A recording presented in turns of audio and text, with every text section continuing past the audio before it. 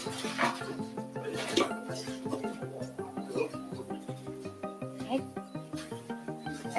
kita mulai Bapak. Ya. Bismillahirrahmanirrahim. Assalamualaikum warahmatullahi wabarakatuh. Selamat sore Bapak, Ibu, dan rekan-rekan jurnalis yang saya hormati. Terima kasih telah menunggu dan telah hadir di ruangan ini untuk mengikuti konferensi pers sore hari ini terkait dengan perkembangan penanganan perkara dugaan suap terkait dengan pengurusan perkara di Mahkamah Agung sebagai rangkaian kegiatan tangkap tangan yang KPK lakukan dalam beberapa hari kemarin dari hari Rabu dan Kamis 21 hingga 22 September 2022 di beberapa tempat di Jakarta dan di Semarang. Dari 10 tersangka yang telah KPK tetapkan, telah dilakukan upaya penahanan terhadap 7 tersangka. Kemarin memang kami sampaikan ada 6 tersangka yang langsung kami lakukan upaya paksa penahanan, namun setelah itu ditambah ada 1 orang lagi sehingga total sudah 7 orang tersangka yang dilakukan upaya hukum paksa penahanan.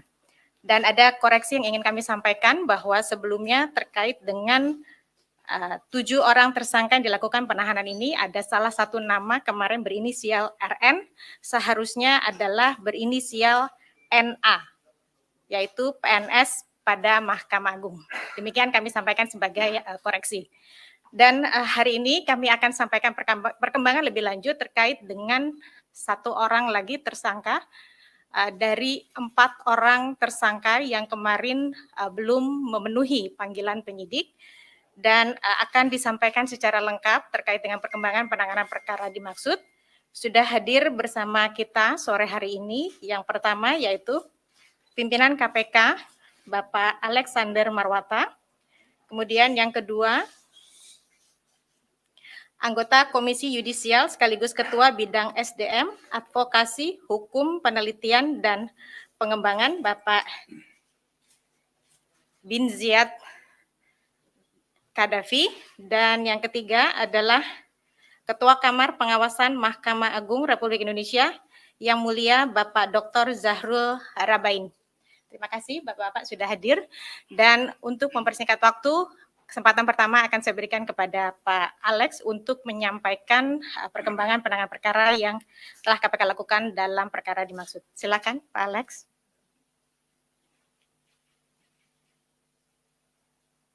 Terima kasih Mbak Evi. Assalamualaikum warahmatullahi wabarakatuh. Selamat sore, salam sehat untuk kita semuanya. Saya akan menyampaikan terkait perkembangan penanganan perkara dugaan suap dalam pengurusan perkara di Mahkamah Agung. Untuk perkara ini, KPK telah menetapkan dan mengumumkan 10 orang sebagai tersangka sebagai berikut. SD, Hakim Agung pada Mahkamah Agung, ETP, Hakim Justisial atau Panitera Pengganti Mahkamah Agung, DY, PNS pada Kepanitraan Mahkamah Agung, MH, PNS pada Kepanitraan Mahkamah Agung, NA, PNS Mahkamah Agung, AB, PNS Mahkamah Agung, JP, pengacara, ES, pengacara, HT, swasta, selaku debitur Koperasi Simpan Pinjam ID, IDKS, swasta, selaku debitur Koperasi Simpan Pinjam ID. Beberapa tersangka juga sudah dilakukan penahanan sebagai berikut. ETP ditahan di rutan KPK pada Gedung Merah Putih, DY ditahan di rutan KPK pada Gedung Merah Putih, MH ditahan di rutan Polres Metro Jakarta Pusat, AB ditahan di rutan Polres Metro Jakarta Timur, YP ditahan di rutan Polres Metro Jakarta Pusat, ES ditahan di rutan Polres Metro Jakarta Pusat, dan NA ditahan di rutan Polres Metro Jakarta Timur. Saat ini tim penyidik kembali menahan 1 orang tersangka yaitu SD untuk 20 hari pertama terhitung mulai tanggal 23 September 2022 sampai dengan 12 Oktober 2022 di rutan KPK pada Kapling C1. KPK juga segera menjadwalkan pemanggilan IDKS dan HT untuk hadir di Gedung Merah Putih KPK dan menghadap tim penyidik. Adapun konstruksi perkaranya diduga telah terjadi diawali adanya laporan pidana dan gugatan perdata terkait dengan aktivitas dari Koperasi Simpan Pinjam ID di Pengadilan Negeri Semarang yang diajukan HT dan IDKS dengan diwakili melalui kuasa hukumnya yaitu YP dan ES. Saat proses persidangan di tingkat Pengadilan Negeri dan Pengadilan Tinggi, HT dan ES belum puas dengan keputusan pada dua lingkup pengadilan tersebut sehingga melanjutkan upaya hukum berikutnya di tingkat kasasi pada Mahkamah Agung. Pada tahun 2022 dilakukan pengajuan kasasi oleh HT dan IDKS dengan masih mempercayakan YP dan ES sebagai kuasa hukumnya. Dalam pengurusan kasasi ini diduga YP dan ES melakukan pertemuan dan komunikasi dengan beberapa pegawai di Kepanitraan Mahkamah Agung yang dinilai mampu menjadi penghubung hingga fasilitator dengan majelis hakim yang nantinya bisa mengkondisikan putusan sesuai dengan keinginan YP dan ES. Adapun pegawai yang bersedia dan bersepakat dengan YP dan ES yaitu DY dengan adanya pemberian sejumlah uang. DY selanjutnya turut mengajak MH dan ETP untuk ikut serta menjadi penghubung penyerahan uang ke majelis hakim. DY dan kawan-kawan juga sebagai representasi dari SD dan beberapa pihak di Mahkamah Agung untuk menerima uang dari pihak-pihak yang mengurus perkara di Mahkamah Agung. Terkait sumber dana yang diberikan YP dan IS pada majelis hakim berasal dari HT dan IDKS. Jumlah uang yang kemudian diserahkan secara tunai oleh YP dan IS pada DY sejumlah sekitar 202.000 dolar Singapura atau ekuivalen 2,2 miliar rupiah. Yang kemudian oleh DY dibagi lagi dengan pembagian DY menerima sekitar sejumlah 250 juta, MH menerima sekitar sejumlah 850 juta, ETP menerima sekitar 100 juta, dan SD menerima sekitar sejumlah 800 juta yang penerimanya melalui ETP. Dengan penyerahan uang tersebut, putusan yang diharapkan YP dan IS pastinya dikabulkan dengan menguatkan putusan kasasi sebelumnya yang menyatakan KSP ID pilot. Ketika tim KPK melakukan tangkap tangan dari DY ditemukan dan diamankan uang sejumlah sekitar 205.000 dolar Singapura dan adanya penyerahan uang dari AB sejumlah sekitar 50 juta rupiah. KPK menduga DY dan kawan-kawan juga menerima pemberian lain dari pihak-pihak yang berperkara di Mahkamah Agung dan hal ini akan didalami lebih lanjut dalam proses penyidikan.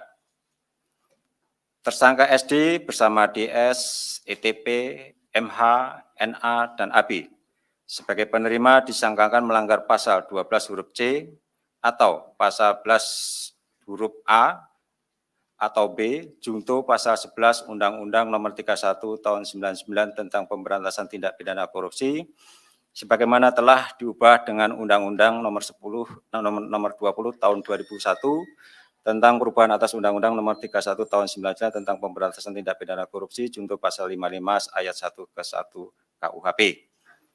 Demikian beberapa hal yang kami sampaikan. Untuk selanjutnya barangkali dari MA maupun KY akan menambahkan. Silakan. Ya.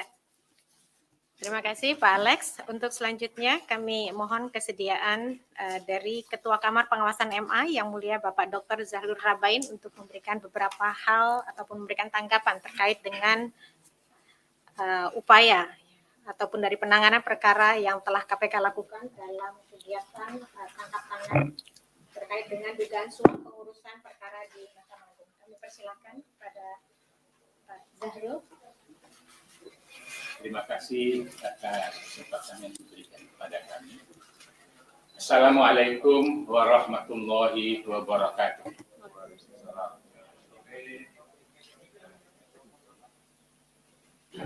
Selamat sore untuk kita semuanya.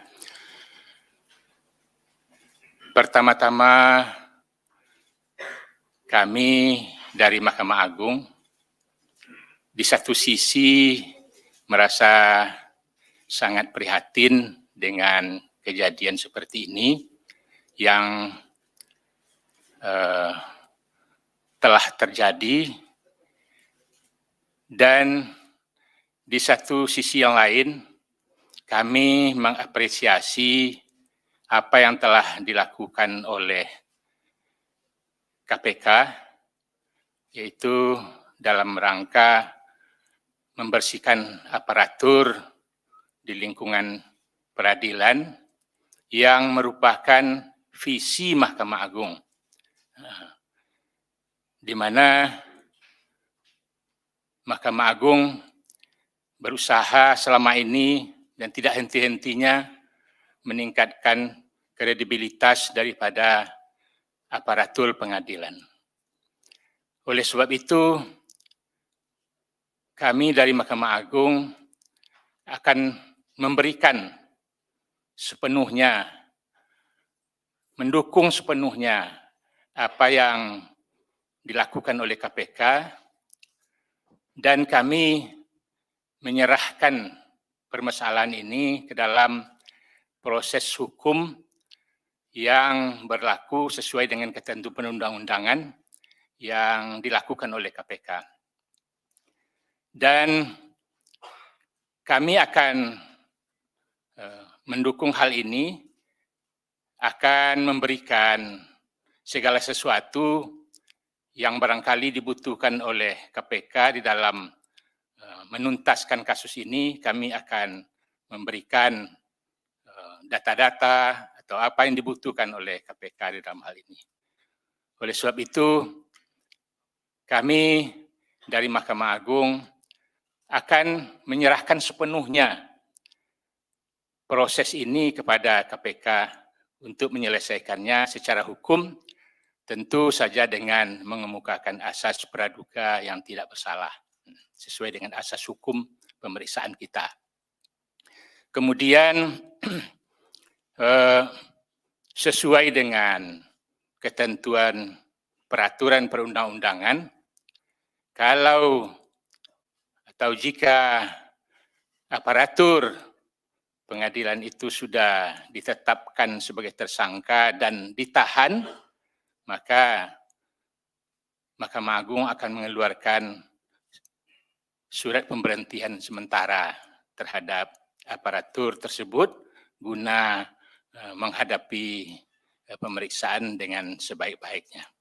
Demikian saja yang dapat kami sampaikan. Terima kasih. Wassalamualaikum warahmatullahi wabarakatuh. Waalaikumsalam warahmatullahi wabarakatuh. Terima kasih Pak Zahrul Rabain. Selanjutnya kami berikan kesempatan kepada anggota Komisi Yudisial sekaligus Ketua Bidang SDM, Advokasi, Hukum, Penelitian dan Pengembangan, Bapak Bin Ziyad Kadafi, untuk memberikan beberapa poin terkait dengan penanganan perkara dimaksud. Silakan Bapak. Terima kasih Bu Jubir. Assalamualaikum warahmatullahi wabarakatuh.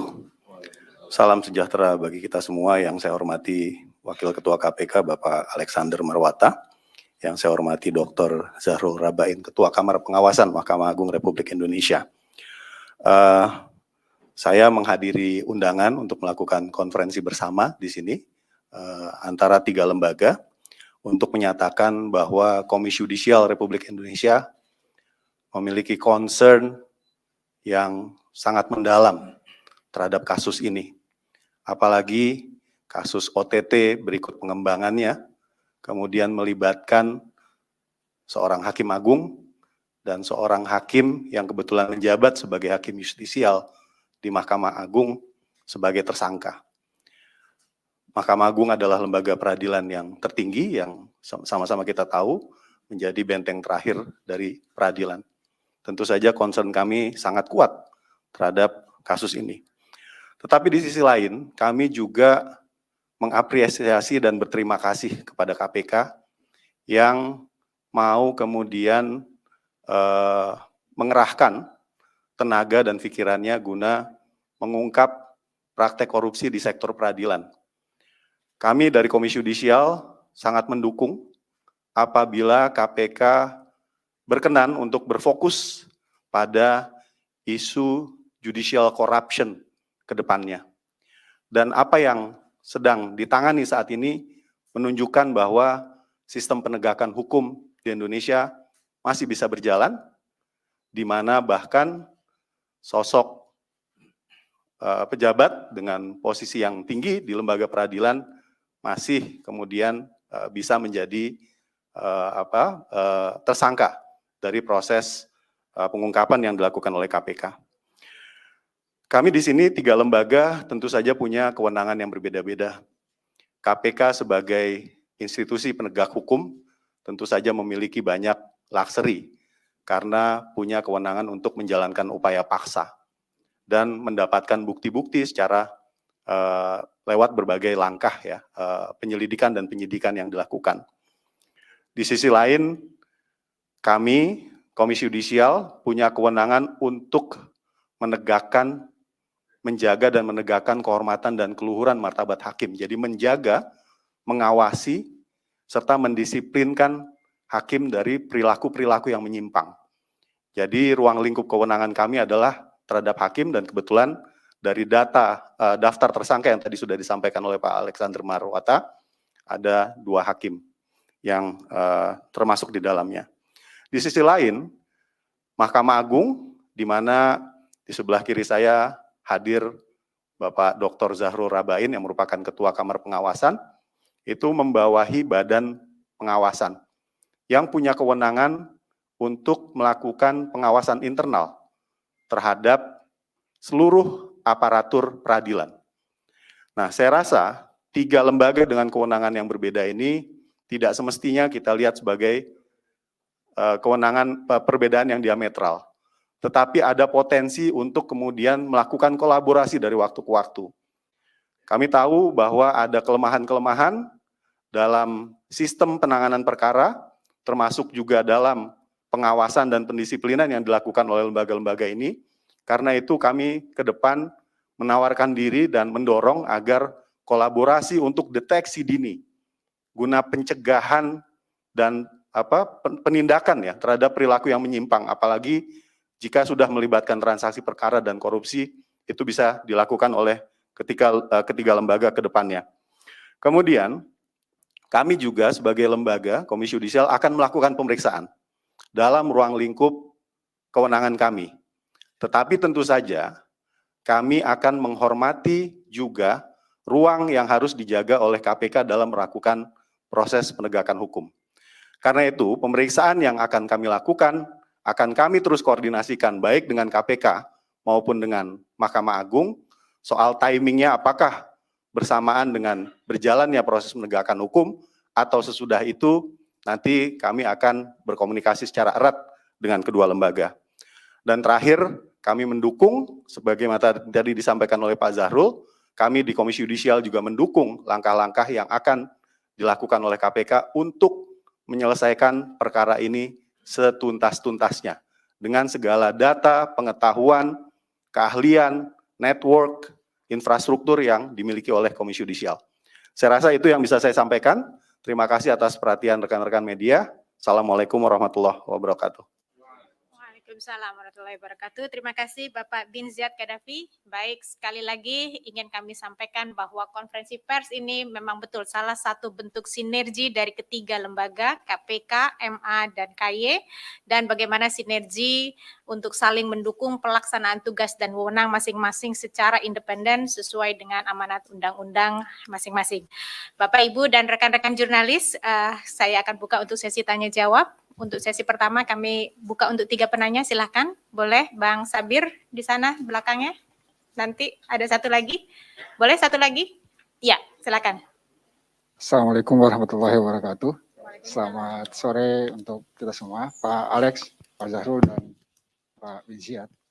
Ini kan disebutkan tadi, bahkan tadi dini hari juga disebutkan bahwa tersangka DY, Hakim Yudisial, itu melakukan pengurusan perkara tidak hanya untuk perkara ini, ada perkara-perkara lain dan pihak-pihak lain yang ingin diurus atau dilakukan pengurusan. Poin pertama, pertanyaan kepada KPK. Bagaimana KPK melakukan pengusutan terhadap pelaku lain selain yang sudah ditetapkan 10 orang ini? Itu yang pertama. Yang kedua, dari sisi pembenahan dan pengawasan, Pak. Ini KPK sudah melakukan, sebelumnya ada Paku Integritas di lingkungan Mahkamah Agung, kemudian ada KAY juga melakukan pembinaan dan pengawasan gitu ya, untuk menegakkan keluhuran dan kehormatan hakim.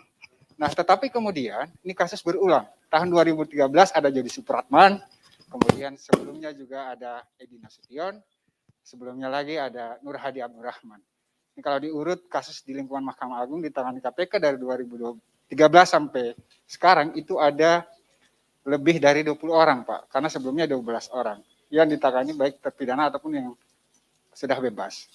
Nah, langkah konkret apa atau bentuk nyata seperti apa yang dilakukan oleh MA, KAY dan KPK dalam konteks untuk pembenahan dan pengawasan secara berjenjang dan ketat, Pak.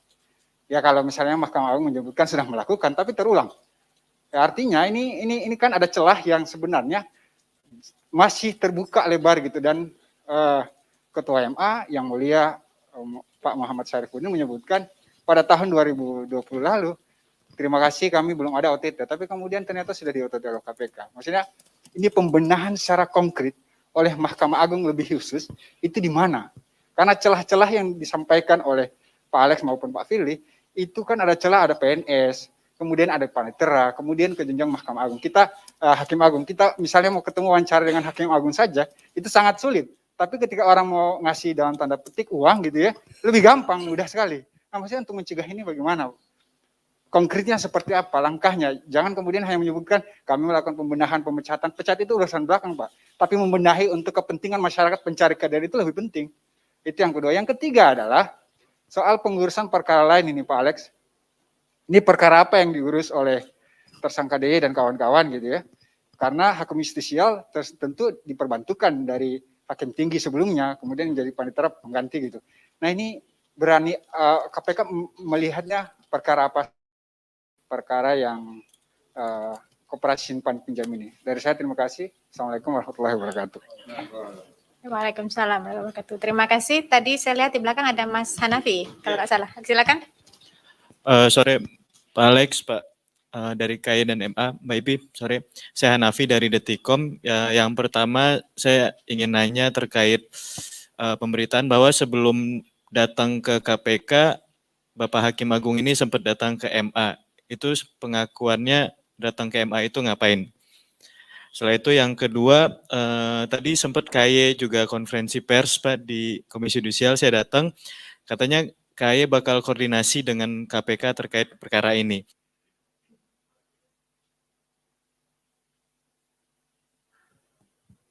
Itu selanjutnya koordinasinya seperti apa? Tadi Pak Mukti sempat mengatakan bahwa di KAY bakal mengadakan kode etik. Nah, itu perkara pidananya bakal berjalan bersamaan atau seperti apa? Kemudian terkait OTT ini juga, selain uang yang diamankan itu, apakah KPK juga menduga bahwa Hakim Agung SD ini telah menerima dari perkara-perkara lainnya? Kalau kasus lain boleh? Terkait kasus lain, yang pertama... Sebentar, kita fokus di kasus ini dulu ya. Oke. Makasih. Cukup? Oke. Pertanyaan ketiga tadi ada depannya siapa? Mas Yogi, Mas Chandra. Terima kasih, saya Yogi dari Harian Kompas. Izin bertanya soal keaktifan SD dalam kasus ini itu seperti apa ya? Karena dalam konstruksi kan dia hanya disebut sebagai DY itu representasi dari SD, sedangkan keaktifannya apakah dia nyuruh DY atau bagaimana? Kemudian juga uangnya kan yang terima ETP. Nah, apakah KPK mempunyai bukti bahwa SD juga menerima uang tersebut?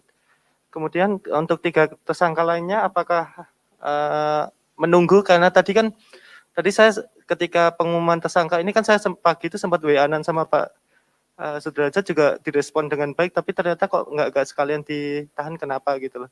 Apakah nanti juga 3 tersangkanya menunggu dia datang atau bagaimana? Terus hari ini juga ada penggeledahan ya di MA ya. Itu sejauh ini bagaimana sih perkembangannya? Apakah juga akan memeriksa tempat lainnya, rumahnya atau bagaimana? Kemudian di tahun, saya ngulang lagi pertanyaan tadi pagi itu karena saya belum dapat jawabannya. Soal tahun 2013 itu ada kasus yang melibatkan Pak SD itu soal isu kasus lobby toilet ya. di Komisi 3 DPR waktu itu juga dari MA dan KY juga terlibat dalam pengusutan kasus ini juga. Apakah nanti akan dikembangkan lagi kasus suap terhadap Pak Bahrudin Nasori itu ya? Oke, Sudah? sudah cukup. Cukup, baik. Saya sudah catat semuanya. Terima kasih. Nanti jika masih ada, kita akan buka satu sesi lagi penanya. Kami persilakan mungkin kesempatan pertama, ini ada cukup banyak pertanyaan untuk KY. Kami berikan dulu untuk KY, silakan. Ya, tadi dari Mas Sabir ya, bahwa pembenahan kayak apa sih yang mau dilakukan oleh KY dan Mahkamah Agung gitu ya. Karena beberapa kasus itu berulang gitu. Tadi saya sudah sampaikan bahwa 3 lembaga ini punya kewenangan yang berbeda tapi jangan dipandang diametral. Kita bisa berkolaborasi, mungkin kolaborasi kita kemarin masih belum optimal, kita akan optimalkan ke depan. Sebagai contoh, Badan Pengawasan itu punya yurisdiksi over, punya kewenangan rentang kendali terhadap pegawai dan panitera di pengadilan. Di mana KY tidak punya kewenangan terhadap itu. KY fokus ya, tugas konstitusional yang diberikan itu adalah pada hakim. Sementara kalau kita lihat dari pola korupsi yang terjadi berkali-kali di sektor peradilan, termasuk yang terakhir ini, pintu masuknya itu dari pegawai atau panitera. Karena itu, apabila kami berkolaborasi ke depan ya untuk Mahkamah Agung dan Badan Pengawasannya lebih fokus, bisa lebih tegas juga terhadap dalam melakukan pengawasan dan pendisiplinan hakim, termasuk Hakim Agung. Dan apabila ada kasus-kasus laporan, dugaan, pelanggaran kode etik yang sudah menjurus pada pelanggaran hukum, apalagi tindak pidana korupsi, kami juga akan berkoordinasi dengan KPK. Mudah-mudahan ya kerjasama yang terjadi itu akan bisa semakin efektif dan pada gilirannya mengurangi frekuensi atau okurensi ya terjadinya korupsi di sektor peradilan. Lalu yang kedua, saya mau bilang bahwa ada beberapa aspek sebenarnya yang perlu kita lihat secara lebih struktural. Misalnya soal pembatasan perkara. Kita tahu bahwa perkara yang masuk ke Mahkamah Agung itu setiap tahun itu jumlahnya belasan bahkan sampai ke puluhan ribu. Nah, penanganannya tentu saja butuh kehati-hatian gitu ya. Dan pada gilirannya butuh pengawasan yang lebih efektif karena ruang lingkup kewenangan sebegitu besar. Nah, apabila pembatasan kasasi ya itu bisa dilakukan secara lebih ketat di Undang-Undang Mahkamah Agung yang itu sudah jadi aspirasi banyak pihak. Dari Mahkamah Agung maupun dari KY selama ini juga punya concern terhadap hal tersebut. Itu mudah-mudahan ya peluang terjadinya korupsi itu bisa jauh lebih ditekan. Kemudian yang kedua dari Mas Hanafi dari Detik ya soal pemeriksaan seperti apa yang akan dilakukan oleh KY dan bagaimana koordinasinya dengan KPK. Tadi saya katakan bahwa KY punya kewenangan terhadap hakim dan kebetulan yang sudah ditetapkan dalam daftar tersangka itu ada 2 orang hakim, 1 hakim agung dan 1 hakim justisial. Kami akan melakukan pemeriksaan. Cuma tinggal kemudian timingnya. Apakah bersamaan dengan proses penegakan hukum yang terjadi di KPK? Kemudian ruang seperti apa yang kita perlu jaga supaya proses penegakan hukum di KPK itu bisa berjalan secara efektif, itu yang kami akan koordinasikan.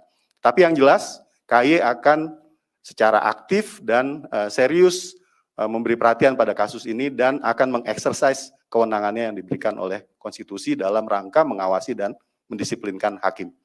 Saya rasa itu jawaban atas pertanyaan yang diarahkan ke saya, Bu Iti. Terima kasih. Ada satu lagi mungkin Pak Bin Ziyad tadi terkait dengan yang ditanyakan oleh Mas Yogi. Itu juga kepada KY ya, bagaimana terkait dengan pemeriksaan etik mungkin ya, tindak lanjutnya ya, terkait dengan proses indikasi suap gitu dalam proses fit and proper test. Oke ya. Kasus yang melibatkan SD di tahun 2013 ya. Pada saat itu sudah ditangani oleh KY Mas, tahun 2013. Kemudian sudah ada putusan rapat pleno. Ya, sudah ada putusan rapat pleno dari Komisi Yudisial. Ini saya kebetulan ada kopinya tahun 2013 nomor 128 ya. Yang intinya adalah bahwa yang bersangkutan sudah dinyatakan clear atas dugaan pelanggaran kode etik dan pedoman perilaku di kejadian tersebut. Ya, jadi itu kan dalam rangkaian proses fit and proper test di DPR. Lalu tahun berikutnya yang bersangkutan mencalonkan diri mengikuti proses seleksi, tidak hanya lolos di KY tapi kemudian lolos di DPR. Jadi untuk pelanggaran etik yang terjadi tahun 2013 yang waktu itu sempat menyita perhatian media, itu oleh pimpinan Komisi Yudisial di periode tersebut sudah dinyatakan clear. Terima kasih. Baik, terima kasih Pak Bin Siriat. Berikutnya saya akan berikan kesempatan untuk Yang Mulia Bapak Zahrul Rabain untuk menjawab beberapa pertanyaan tadi yang diajukan oleh Mas Sabir maupun Mas Hanafi dan Mas Yogi terkait dengan koordinasi yang mungkin akan dilakukan oleh MA ke depan dan juga tadi terkait dengan mungkin ada beberapa pertanyaan terkait dengan tersangka SD. Kami persilakan Bapak. Terima kasih. Mahkamah Agung selama ini memang sudah selalu melakukan pembenahan-pembenahan di dalam sistem pengawasannya, baik pengawasan yang sifatnya struktural ataupun pengawasan yang sifatnya pengawasan melekat. Namun di sisi lain tentu bagaimanapun yang diawasi itu kan manusia. Ya jelas kita harus selalu meningkatkan cara-cara dan sistem pengawasan itu sendiri. Dari kasus ini kita juga dapat pelajaran untuk meningkatkan cara-cara pengawasan di masa yang akan datang untuk lebih efektif lagi, yaitu pengawasan yang seperti dalam kasus ini sumber permasalahannya dari karyawan ataupun dari hakim justisial. Pada prinsipnya sebenarnya hakim justisial itu dia hanya menyelesaikan tugas-tugas yang sudah diputus perkaranya oleh Majelis Hakim Agung. Menyelesaikan minutasinya, disitulah fungsinya hakim justisial itu. Tapi sebelum perkara itu diputus, hakim justisial tidak dibenarkan itu memegang peranan di dalam berkas perkara itu. Itu adalah 100% di dalam tangan hakim agungnya. Oleh sebab itu, bagaimana nanti cara untuk meningkatkan pengawasan agar aparatur pengadilan itu yang di luar hakim agung seperti karyawan dan hakim justisial ini ya kita akan tingkatkan lagi bagaimana cara sistem yang akan datang. Ini kasus sebenarnya merupakan titik tolak juga kita untuk melakukan pembinaan ataupun pembersihan di lingkungan Mahkamah Agung nanti. Kita dari segi sistem kita sudah berusaha. Sekarang ini di Mahkamah Agung pun untuk perkara yang dikirim dari tingkat pertama dari pengadilan pengaju, kita sedang merumuskan suatu konsep yaitu pengiriman perkara itu secara elektronik. Ini untuk mengurangi sentuhan dari aparatur pengadilan itu dengan pihak-pihak yang berperkara dan untuk mempercepat proses pemeriksaan perkara itu sehingga tidak sempat berlama-lama perkara itu. Di Mahkamah Agung sebenarnya sudah kita berusaha maksimal dapat diselesaikan perkara itu oleh Hakim Agung itu dalam 120 hari dalam kasus-kasus yang normal, kecuali ya tingkat kesulitannya sangat tinggi, itu mungkin akan lebih. Oleh sebab itu, dari sisi pembenahannya, kita sudah berusaha juga untuk meningkatkan bagaimana sentuhan-sentuhan pihak-pihak itu dengan aparatur pengadilan supaya dicegah sentuhan-sentuhan seperti itu. Kemudian tadi ada pertanyaan bahwa pada pagi hari tadi Pak SD ini, Hakim Agung, ada masuk ke kantor dan sempat mendatangi pimpinan Mahkamah Agung.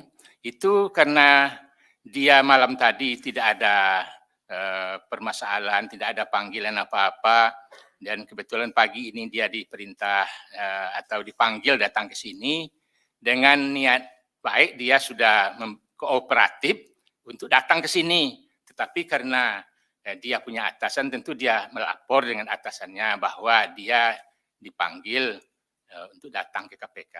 Maka Ketua Mahkamah Agung memberikan saran supaya kita kooperatif, silakan datang ke KPK, dan untuk sementara ya Ketua Mahkamah Agung juga menanyakan bagaimana duduk persoalannya, siapa-siapa yang tersangkut dengan perkara tersebut. Tetapi pada prinsipnya dia datang pagi tadi itu adalah untuk menyampaikan bahwa dia dipanggil oleh lembaga KPK ini untuk perkara ini. Ya, dia cuma sowan dengan pimpinannya untuk berangkat ke sini. Pimpinan pun menyarankan supaya kooperatif di dalam pemeriksaan. Demikian, terima kasih. Baik, terima kasih Pak Zahrul. Berikutnya, Wakil Ketua KPK Bapak Alexander Marwata, kami mohon untuk menjawab tadi beberapa pertanyaan terkait dengan beberapa kasus lainnya yang terkait dengan perkara pokok ini, apakah akan diusut dan lain sebagainya. Silakan Bapak. Ya, terima kasih Mbak Ibi. Terkait dengan perkara lainnya, ya tentu bagaimana KPK mengusut. Tentu semuanya harus didasarkan atas kecukupan alat bukti, seperti itu. Jadi dari keterangan beberapa saksi yang sudah diperiksa dan juga bukti elektronik maupun dari hasil pemeriksaan sementara, diduga, jadi tidak hanya terkait dengan perkara yang kami sampaikan saat ini, tetapi diduga juga ada perkara-perkara lain yang pengurusannya melibatkan orang-orang yang sama, pegawai MA yang sama. Jadi masih satu jalur, ya pengurusannya itu ada beberapa perkara yang tentu nanti ketika dari hasil pengembangan penyidikan diperoleh kecukupan alat bukti dan menentukan siapa tersangkanya, tentu akan kami sampaikan. Untuk saat ini itu masih didalami oleh penyidik, jadi kami belum bisa menyampaikan perkara apa saja, perkara lainnya itu. Nah, kemudian terkait perbaikan atau pembenahan yang di tataran aparat penegak hukum, khususnya di lembaga peradilan, KPK ya sekitar tahun berapa itu melakukan kajian, Mas Abir ya, melakukan kajian terkait dengan tata kelola atau terkait mekanisme penanganan perkara ya. Itu sudah kami sampaikan ke Mahkamah Agung berikut dengan rekomendasi-rekomendasinya. Nah, kalau dilihat dari modus operandi perkara saat ini ya, kalau kami lihat ini kan melibatkan pegawai dan panitera kan seperti itu. Saya membayangkan pegawai-pegawai tersebut sudah lama ya ada di MA ya. Barangkali ada baiknya ya kalau ada rotasi atau mutasi di pegawai-pegawai yang sudah lama berada di MA. Bisa jadi karena mereka sudah lama sehingga mereka sudah begitu mengenal ya modus-modus atau mengenal pengacara-pengacaranya dan lain sebagainya. Ini harus diputus mata rantai itu dengan mutasi dan rotasi pegawai dan secara rutin ya. Mungkin setiap 2 atau 3 tahun lagi kan ya, sehingga dia tidak sempat membangun jaringan di dalam. Nah, kan seperti itu. Ini mungkin perlu dipertimbangkan oleh Mahkamah Agung untuk memutar pegawai-pegawai. Jadi jangan hanya hakim saja, tapi termasuk panitera. Karena umumnya ya para pengacara itu lewat panitera pendekatannya ya, dari beberapa kasus yang ditangani oleh KPK kan seperti itu. Nah, bagaimana dengan keaktifan dari diri sendiri dan Dan dalam banyak kasus juga pelaku utama itu hampir atau nyaris tidak pernah melakukan komunikasi ya, yang bisa kemudian di capture oleh KPK ya.